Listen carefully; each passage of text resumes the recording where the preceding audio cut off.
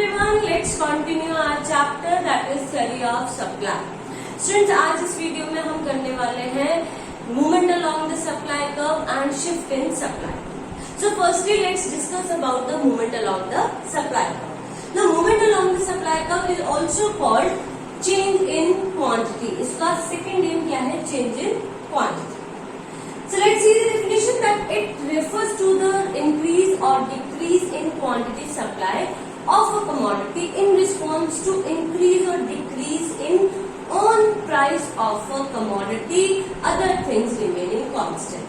कि आपकी quantity supply में चेंजेस आ रहे हैं और वो चेंजेस किस वजह से आ रहे हैं? Due to the changes of on price of the commodity की प्राइसेस जो है उस कमोडिटी के खुद के प्राइसेस में जब चेंजेस आ रहे हैं उन चेंजेस की वजह से हमारी क्वांटिटी सप्लाई में चेंजेस आ रहे हैं. Okay, so we can say that it refers to the change in quantity supply due to the change in the on price of a commodity and other things remaining constant. Other things remaining constant का मतलब यहाँ पर है कि जो हमने other determinants जो किए थे on price of commodity ये वाला determinant को छोड़कर except this determinant all other determinants that will remain constant like your technology, your price of factor of production, firm, number of firms, goal of the firm, ये सारे के सारे जो भी डिटर्मिनेंट्स हमने किए थे वो सारे कैसे रहेंगे? Constant. Now students, movement along the supply curve में जब भी हम डायग्रामेटिकली इसको एक्सप्रेस करेंगे तो यहाँ पर हम देखेंगे जो मूवमेंट रहेगी वो क्या रहेगी? एक पॉइंट से दूसरे पॉइंट पर मूवमेंट. ठीक है, वो हम देखेंगे डायग्रामेटिकली उसमें वहां पर supply. Now movement along the supply का अब देखो यहाँ पर दो सिचुएशन है. कौन सी की? एक तो इंक्रीज की और एक डिक्रीज की. तो इसी वजह से जो मूवमेंट अलोंग द सप्लाई का हम दो तरह से रिप्रेजेंट कर सकते हैं, जैसे कि extension of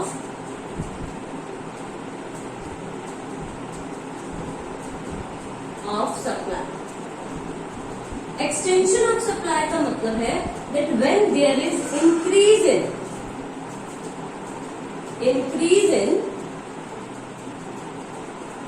quantity supply due to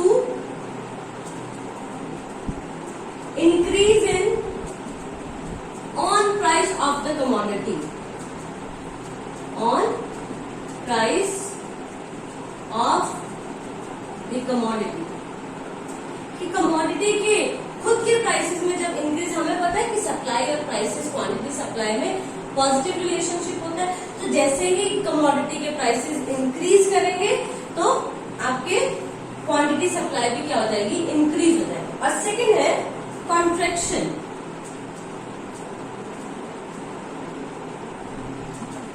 contraction of supply.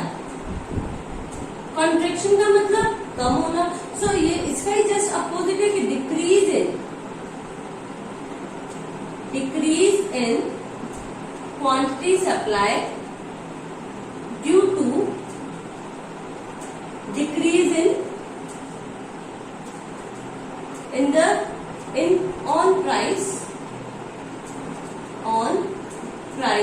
of the commodity. कि कमोडिटी की खुद के प्राइसेस में जब डिक्रीज होता है तो वो डिक्रीज होने से जो क्वांटिटी सप्लाई जब डिक्रीज हो जाती है तो that is the situation of contraction of supply. और जब इंक्रीज होती है तो उसको हम बोलते हैं extension of supply. Now let's discuss more about the extension of supply and contraction of supply. इसको डायग्रामेटिकली अब हम रिप्रेजेंट करते हैं. देखो, हमने अभी बोला कि हमारे जो प्राइसेस है वो क्या होंगे? यहाँ पर मैं प्राइसेस शो कर रही हूँ, प्राइस ऑफ द कमोडिटी. यहाँ पर हम सप्लाई शो कर रहे हैं. तो जब प्राइसेस आपके 10 थे प्राइसेस, तो सप्लाई कितनी हम कर रहे थे? 20 यूनिट्स. और जैसे ही प्राइसेस इंक्रीज हो गए 20, तो हमने सप्लाई भी क्या कर दी? इंक्रीज कर दी टू 30. अब इसी को डायग्रामेटिकली हम रिप्रेजेंट करेंगे. देखो,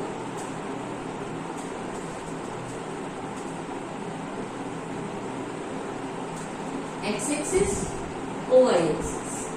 यहाँ हम क्वांटिटी सप्लाई शो करते हैं एंड हियर प्राइसेस. अब देखो यहाँ पर मैं मार्किंग कर लेती हूँ 10, 20 30। इसी तरह से यहाँ कर लेते हैं हम 10, 20 एंड 30। देखो जब प्राइसेस 10 है तो क्वांटिटी सप्लाई कितनी है हमारे पास 20। Prices 10, quantity supply 20। It means this one point. And when prices increases from 10 to 20, then our quantity supply will also increase from 20 to 30. This one point. So join this point. You can take the help of ruler. And this one is SS.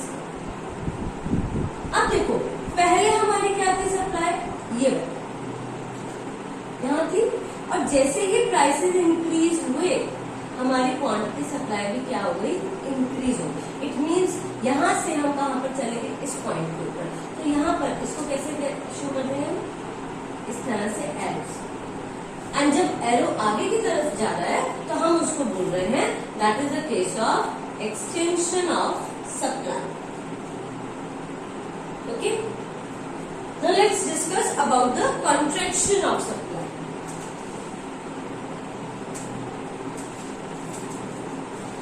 आप table में कुछ भी ले सकते हैं। Okay, यहाँ पर मैंने लिया है PX SS। यहाँ पर मैंने ले ली 10 है अगर प्राइसेस में। यहाँ पर क्योंकि हमने कॉन्ट्रैक्शन देना है तो इसको बड़ा लेंगे। इसको मैं ले लेती हूँ सपोज 20 है तो सप्लाई कितनी थी 30। इसी का अपोजिट ही ले लेते हैं। ओके, और जैसे ही प्राइसेस डिक्रीज किए from 20 to 10, supply will also decreases from 30 to 20। मैंने 20 किया, आप 10 भी कर सकते हो, कुछ भी ले सकते हो। बस आपने ये ध्यान देना है कि कॉन्ट्रैक्शन के केस में कम होना चाहिए आपका प्राइसेस भी और सप्लाई। तो इसी को हम रिप्रेजेंट करते हैं फिर से diagrammatically. X axis, Y axis, ये हमारे पास क्वांटिटी सप्लाई, यहाँ पर हमारे पास प्राइसेस 10, 20, 30, 10, 20 एंड 30। अब देखो 23 PX तो क्वांटिटी सप्लाई 30 था, ये 20 and this one is 30। It means this one ये वाला। और जैसे ही हमारे प्राइसेस डिक्रीज किए from 20 to 10, our quantity supply will also decrease and this will be 20. So this one. Now join these points.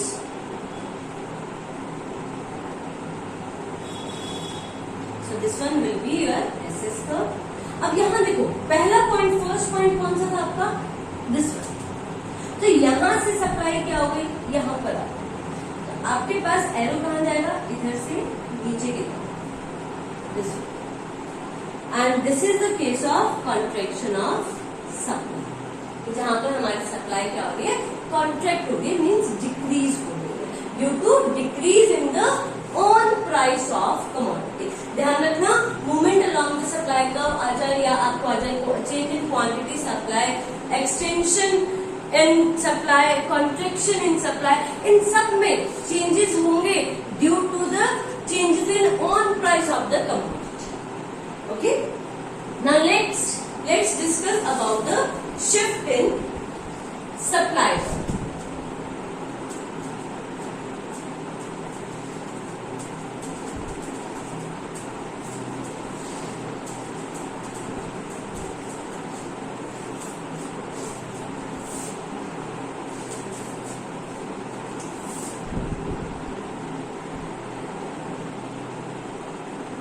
Shift in supply, shift in supply का देखो इसमें क्या डिफरेंस है। Movement along the supply curve में हमने कहा था कि सिर्फ ऑन प्राइसेस में, प्राइसेस जो कमोडिटी की खुद की प्राइसेस सिर्फ उसमें चेंजेस आए, लेकिन यहाँ पर क्या है, इसका अपोजिट कि प्राइसेस में कोई चेंजेस नहीं आएंगे। जो भी चेंजेस आएंगे वो आएंगे अदर डिटर्मिनेंट्स में, जैसे कि टेक्नोलॉजी में चेंजेस आ गए, आपके प्राइस फैक्टर प्राइसेस जो है उनमें चेंजेस आए, आपके जो गवर्नमेंट पॉलिसीज है, टैक्सेस पॉलिसीज है, टैक्सेशन पॉलिसी उसमें चेंजेस है। तो इन सभी determinants except the determinant of on price of the commodity, उन सभी डिटर्मिनेंट्स में चेंजेस आने की वजह से जो हमारे क्वांटिटी सप्लाई में चेंजेस आया, that is called shift in supply.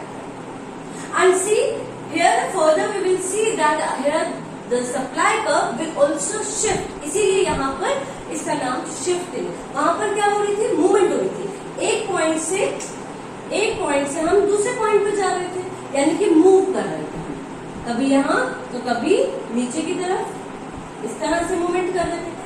यहाँ पर हम क्या करेंगे, पूरा का पूरा ही सप्लाई कर्व शिफ्ट हो जाएगा। देखते हैं कैसे शिफ्ट होएगा। सबसे पहले हम देखते हैं इसका मिनट।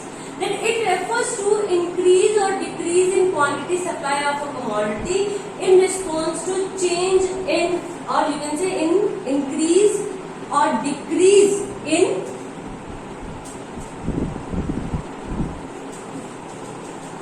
यहाँ तक बिल्कुल same, increase or decrease in other determinants of supply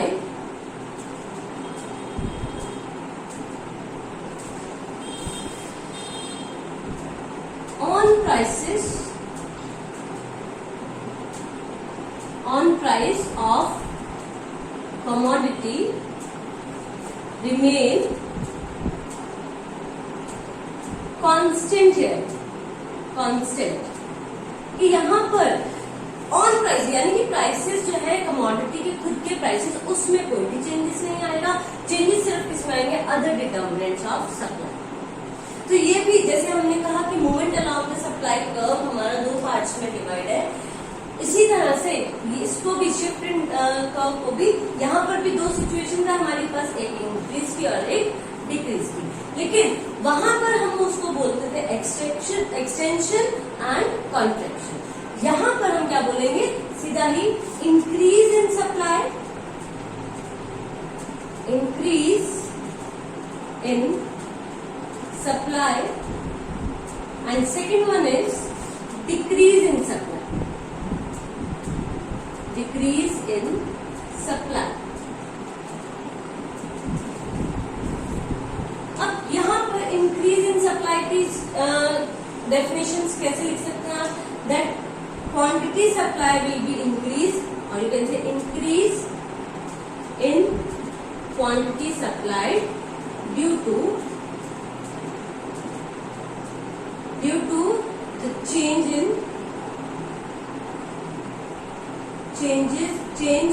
in other determinants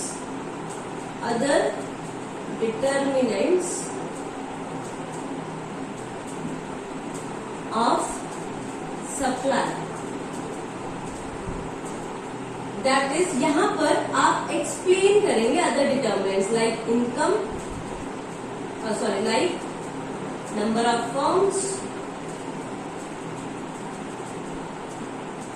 technology, etcetera. But on price of commodity remain constant, वो कैसी रहेगी, कांस्टेंट रहेगी। सिमिलरली आपने डिक्रीज इन सप्लाई का लिखना है, सिंपल है, यहीं पर सिर्फ चेंजेस है, इंक्रीज की जगह डिक्रीज आ जाएगा, decrease in quantity supply due to change in other determinants of the supply like this and this. Okay, अब इसको एक्सप्लेन करते हैं। इंक्रीज इन सप्लाई, सबसे पहले हम देखेंगे इंक्रीज इन सप्लाई। देखो सप्लाई में इंक्रीज हुआ, टेबल बनाते हैं, PX/SX। अब देखो प्राइसेस में कोई चेंजेस नहीं आएंगे, हमने ध्यान रखना। 10 थी तो हमारी सप्लाई हुई 20, वही सेम टेबल ले रही हूँ मैं यहाँ पर भी, ताकि आप लोग कंफ्यूज ना हो। बार बार हम चेंज आप कर सकते हो, चेंज टेबल को अपने अकॉर्डिंग आप विलिंगली चेंज कर सकते हो, जैसे आपको आसान लगता हो, इजी लगता हो। मैं वही ले रही हूँ टेबल, ताकि बार बार हमें टेबल रिकॉल ना करना। अब देखो प्राइसेस में कोई चेंजेस नहीं, तो प्राइसेस रिमेन कांस्टेंट, 10 का 10 ही रहेगा। लेकिन सप्लाई में चेंज आ गया and that change is there due to the changes in the other determinants of supply. तो हमारी चेंज होकर सप्लाई हो गई थर्ड। इसको अब डायग्रामेटिकली किस तरह से रिप्रेजेंट करेंगे हम? एक्स एक्सिस ओ Y axis, quantity supply price. अब देखिए यहां पर मैं यहां ले लेती हूँ ताकि आपको अच्छे से मिले, क्योंकि प्राइसेस में कोई चेंजेस नहीं है। कोई भी क्वांटिटी आप लेंगे लेकिन प्राइसेस कैसे रहेंगे? हर लेवल पर सेम है। तो प्राइसेस के लिए यहाँ पर हमारे पास क्या आ जाएगा? एक स्ट्रेट कर्व आ जाएगा, यानी कि कांस्टेंट है प्राइसेस। अब देखो जब प्राइसेस हमारे कांस्टेंट थे 10, 20 एंड 30, जब 10 थे तो 20 पहले 10 था तो हमारे पास 20, यानी कि ये वाला। और इस पॉइंट के ऊपर हमारा सप्लाई कर्व कैसा था? दिस वन ऐसे। अब क्या हुआ? प्राइसेस वही है सेम, लेकिन क्वांटिटी सप्लाई हमारी क्या हो गई? इंक्रीज हो गई। और इंक्रीज हो गई कहाँ चली गई? 30 को, ये 30, ओके। और पॉइंट कौन सा आ गया? This one. हमारा सप्लाई कर्व क्या हो गया? आप देखो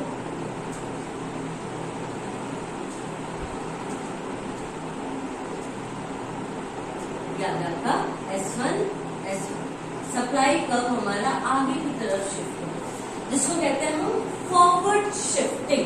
आगे की तरफ जब शिफ्ट हो रहा है तो हम कह रहे हैं forward shifting in supply, okay. ये केस किसका था? हमारा increase in supply.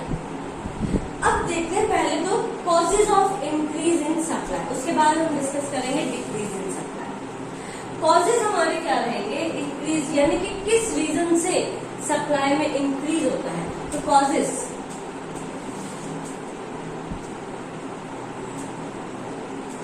Of increase in supply, किस वजह से हमारी सप्लाई जो है इंक्रीज हो जाती है, यानी कि जबकि प्राइसेस में कोई चेंजेस नहीं आ रहे, तो फिर कौन से फैक्टर्स हैं जिसकी वजह से हमारी सप्लाई इंक्रीज हो रही है? तो फर्स्ट फैक्टर देखो, increase in number of firms.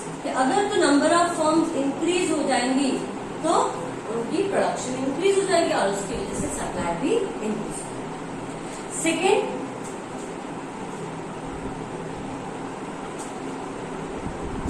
Decrease in factor prices.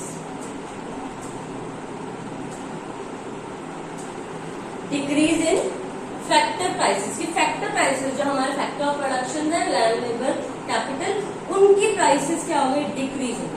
उनकी प्राइसेस डिक्रीज होगी तो कॉस्ट ऑफ प्रोडक्शन हमारे पास क्या हो जाएगा? डिक्रीज हो जाएगा। और कॉस्ट ऑफ प्रोडक्शन डिक्रीज होने से हमारी सप्लाई इंक्रीज हो जाएगी। Next, third point, improvement in technology, कि अगर हमारी टेक्नोलॉजी इंप्रूव हो जाती है, अच्छी एडवांस टेक्नोलॉजी हम यूज कर रहे हैं, तो उससे भी हमारी सप्लाई क्या हो जाएगी? इंक्रीज हो जाएगी। Fourth point,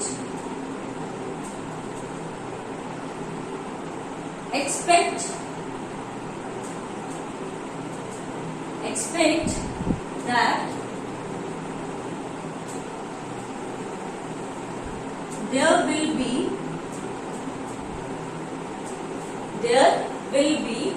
decrease in prices of goods, कि उस गुड्स की प्राइसेस जो कमोडिटी है हमारी, उसकी प्राइसेस क्या हो जाएगी? डिक्रीज हो जाएगी इन नियर फ्यूचर।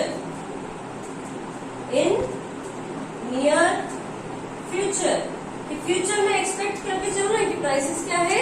डिक्रीज हो रही है, इसीलिए प्रेजेंट में क्या हो जाएगी? सप्लाई इंक्रीज हो जाएगी। फिफ्थ पॉइंट हम देखते हैं इसी का,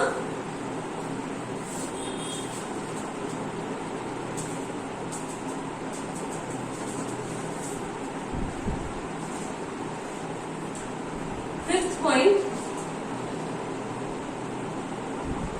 रिड्यूस टैक्सेस, कि अगर टैक्सेस रिड्यूस हो गए तो कॉस्ट ऑफ प्रोडक्शन भी रिड्यूस हो जाएगी, और कॉस्ट ऑफ प्रोडक्शन रिड्यूस हो गई तो फिर से हमारी सप्लाई क्या हो जाएगी, इंक्रीज। सिक्स्थ पॉइंट जो कि बहुत ही इंपॉर्टेंट है, इसलिए लास्ट में बता रही हूँ ताकि थोड़ा सा अच्छे से समझ पाए। क्या हमें पता है कि कॉम्पिटिटिव गुड्स है, ठीक है, अगर कॉम्पिटिटिव गुड की प्राइस क्या होता है, फॉल डाउन होता है, fall in price of competitive product. Competitive product जैसे कि सपोज करो कि हमने ले लिया पेप्सी और कोक, पेप्सी और कोक, अब दोनों के दोनों ही 10 रुपीज में थे सपोज मार्केट के अंदर। हमने बताना है कि कोक की सप्लाई कैसी रहेगी, ठीक है, कोक की सप्लाई, हम प्रोड्यूसर है किसके, कोक के। अब हमारा कॉम्पिटिटिव प्रोडक्ट है पेप्सी, तो अगर पेप्सी के प्राइसेस कम हो जाएंगे, पेप्सी के प्राइसेस कम हो जाएंगे, डिक्रीज हो जाएंगे, तो सप्लाई किसकी बढ़ जाएगी, कोक की बढ़ जाएगी, क्योंकि हमने पढ़ा है कि प्राइसेस इंक्रीज होने पर सप्लाई इंक्रीज हो। तो ध्यान रखना, आपने यहाँ पर एज अ प्रोड्यूसर सोचना है, कंज्यूमर नहीं कि कम हो गई प्राइसेस तो हम पेप्सी ज्यादा लेंगे, वो तो हम डिमांड करेंगे ना, हम सोच रहे हैं एज अ प्रोड्यूसर की सप्लाई किसकी ज्यादा होगी, तो सप्लाई उसी चीज की ज्यादा होती है जिसके प्राइसेस ज्यादा होते हैं। तो अगर हमारे कॉम्पिटिटिव प्रोडक्ट की प्राइसेस डाउन हो जाती है, प्राइस डिक्रीज हो जाएगी, तो हम क्या कर देंगे, हमारे प्रोडक्ट की सप्लाई इंक्रीज, तो कोक की सप्लाई कैसी हो जाएगी, increase. So this is also, हमने जो रिलेटेड प्रोडक्ट, हमने रिलेटेड गुड्स किया था, एक डिटर्मिनेंट, ये उसी का एक पार्ट। सो कौन कौन से रीजन हुए हमारे पास, कि अगर जो नंबर ऑफ फॉर्म्स इंक्रीज होती हैं then supply will increase, decrease in the factor prices, improvement in technology, reduction in your taxation system, your taxes, okay, और क्या था हमारे पास, fall in price of competitive product, and expect the producer will expect that there will be decrease in the prices of the commodity in near future. तो ये सारे के सारे क्या है हमारे causes of increase in supply. Now next we will discuss about the decrease in supply.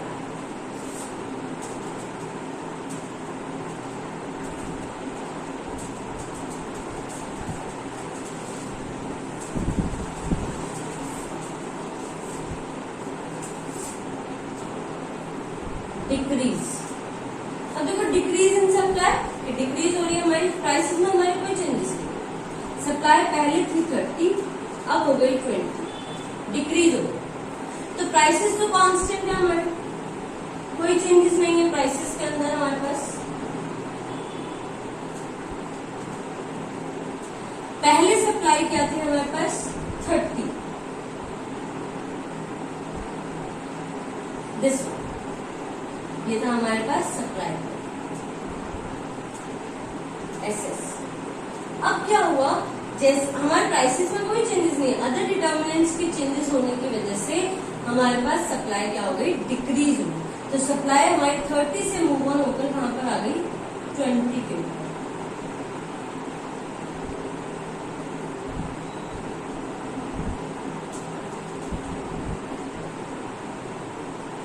ये आ गया आपका S1, S1, ये थोड़ा सा पैरेलल आएगा, इसमें बिल्कुल पैरेलल शेप ही लेगा इसका, S1, S1। अब देखो यहाँ पर क्या हुआ, जो हमारा सप्लाई का था वो शिफ्ट होकर यहाँ से यहाँ पर, यानी कि बैकवर्ड शिफ्ट, पीछे की तरफ शिफ्ट, इसको बोलते हैं बैकवर्ड शिफ्ट। वो क्या था, फॉरवर्ड शिफ्ट, और यहाँ क्या हो जाएगा, बैकवर्ड शिफ्ट। आपने ध्यान दिया होगा कि यहाँ पर देखो पूरा का पूरा कर्व ही शिफ्ट हो रहा है, इसलिए यहाँ इसको बोल रहे हैं हम शिफ्ट इन सप्लाई। अच्छा, इसमें सेकंड नेम भी है, चेंज इन सप्लाई बोलते हैं इसको, उसको हम बोलते हैं चेंज इन क्वांटिटी सप्लाई, इसको बोलते हैं चेंज इन सप्लाई।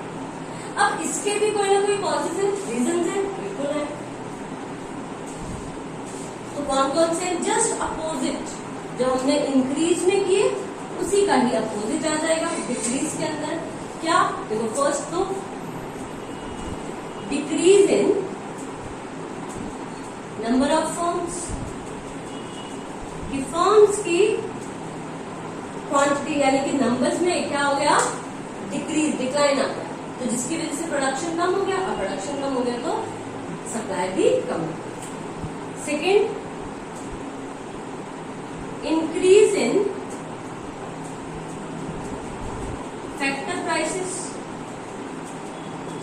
अब फैक्टर ऑफ प्रोडक्शन के प्राइसेस क्या हो गए? बढ़ गए, इंक्रीज हो गया, हमें ज्यादा वेजेस देनी पड़ती है, तो ज्यादा देनी पड़ेगी तो इसका मतलब कॉस्ट ऑफ प्रोडक्शन ज्यादा होगा, और कॉस्ट ऑफ प्रोडक्शन ज्यादा होगा तो हमारी सप्लाई क्या हो जाएगी? Decrease. Third, outdated technology. If we are using outdated technology, बिल्कुल हम कन्वेंशनल टेक्नोलॉजी या आउटडेटेड टेक्नोलॉजी यूज कर रहे हैं, तो वो भी एक रीजन रहता है, उसकी वजह से भी हमारी सप्लाई में क्या हो जाता है? डिक्रीज आ जाता है, डिक्लाइन आता है। फोर्थ, एक्सपेक्ट दैट there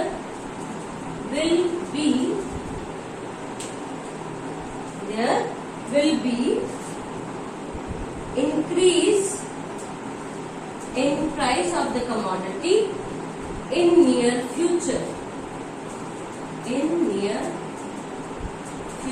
कि फ्यूचर में क्या एक्सपेक्ट कर रहा है जो प्रोड्यूसर है, वो उसको एक्सपेक्ट हो रहा है कि जो प्राइसेस ऑफ द कमोडिटी है इन फ्यूचर वो बढ़ने वाले हैं, तो प्रेजेंट में वो क्या कर देगा? अपनी सप्लाई डिक्रीज कर देगा, कम कर देगा। Fifth one, increase in taxes, कि टैक्सेस में इंक्रीज हो गया, वहां क्या था? रिडक्शन इन टैक्सेस, यहाँ क्या होगा? इंक्रीज इन टैक्सेस, कि टैक्सेस बढ़ गए तो कॉस्ट ऑफ प्रोडक्शन भी इंक्रीज हो गया, and as a result there will be decrease in supply. And the last one is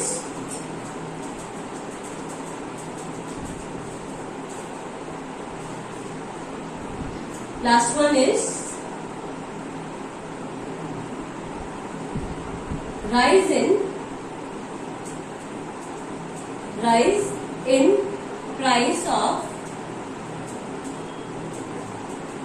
competitive product, कि अगर हमारे कॉम्पिटिटिव प्रोडक्ट की जो प्राइसेस है वो राइज हो गई, यानी कि अब पेप्सी की जो प्राइसेस थी वो इंक्रीज हो गई, प्राइसेस इंक्रीज होने से पेप्सी की ही क्या हो जाएगी? सप्लाई इंक्रीज हो जाएगी एज कम्पेयर टू कोक, और कोक की सप्लाई क्या हो जाएगी? डिक्रीज हो जाएगी। Okay, so these all are the causes of decrease in supply. सो आज के लिए इतना ही स्टूडेंट्स। नेक्स्ट हम डिस्कस करेंगे यही कि चेंजेस जो हो रहे हैं हमारे लाइक टेक्नोलॉजी में चेंजेस की वजह से किस तरह से हमारा सप्लाई का शिफ्ट हो जाता है या चेंज हो जाता है, ठीक है, तो वो सब हम पढ़ेंगे नेक्स्ट वीडियो में। That's it for today, thank you and have a nice day.